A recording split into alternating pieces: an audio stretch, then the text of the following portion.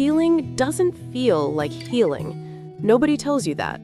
You expect it to arrive like a moment, a morning where you wake up lighter, a day where the thing that broke you finally stops hurting. But that's not how it works. Most of the time, healing is happening completely beneath your awareness. Your nervous system is quietly rewiring, your responses are slowly shifting, and you are changing, even on the days you feel absolutely certain that you're not. This video is for everyone who is doing the work and still wondering if any of it is actually working. It is, and here are 5 signs that prove it. Sign 4 is the one most people misread entirely. They actually think it means something is wrong with them. We'll get there. Subscribe to Mind Blossom, a quiet place for your mind, soul, and heart. And before we get into it, drop a word in the comments that describes where you are right now in your healing journey. Just one word. I want to read them. Sign 1. Your triggers are smaller or slower to arrive. You didn't stop having triggers, but something shifted. A situation that would have sent you into a full emotional spiral 6 months ago now creates a ripple instead of a wave. Or you notice the trigger happening in real time, you catch yourself, and that gap between stimulus and reaction is growing.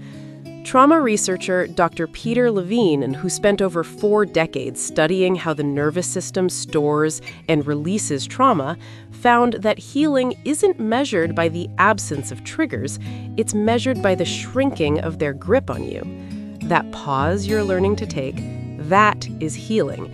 That is your nervous system reclaiming ground. Sign 2. You can talk about it without leaving your body. There was a time when telling the story pulled you back into it.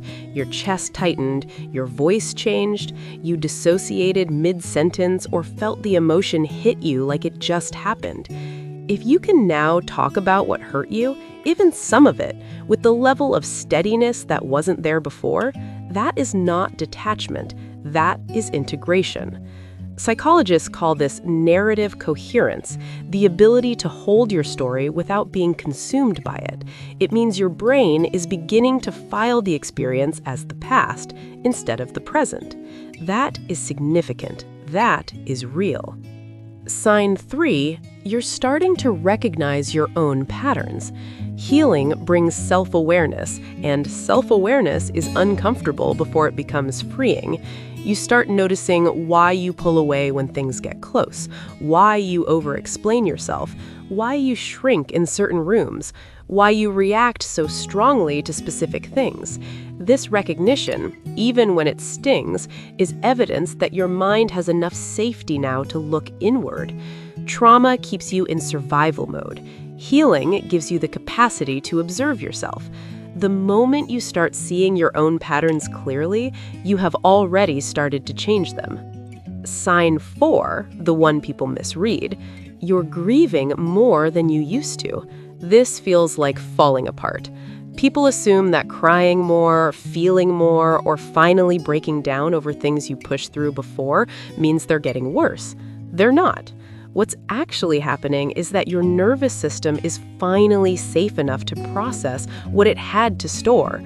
Dr. Bessel Kolk, author of The Body Keeps the Score, found that trauma gets held in the body precisely because the mind couldn't handle it at the time. When that grief finally surfaces, that is your body releasing what it carried for you. Let it. It means the door is open.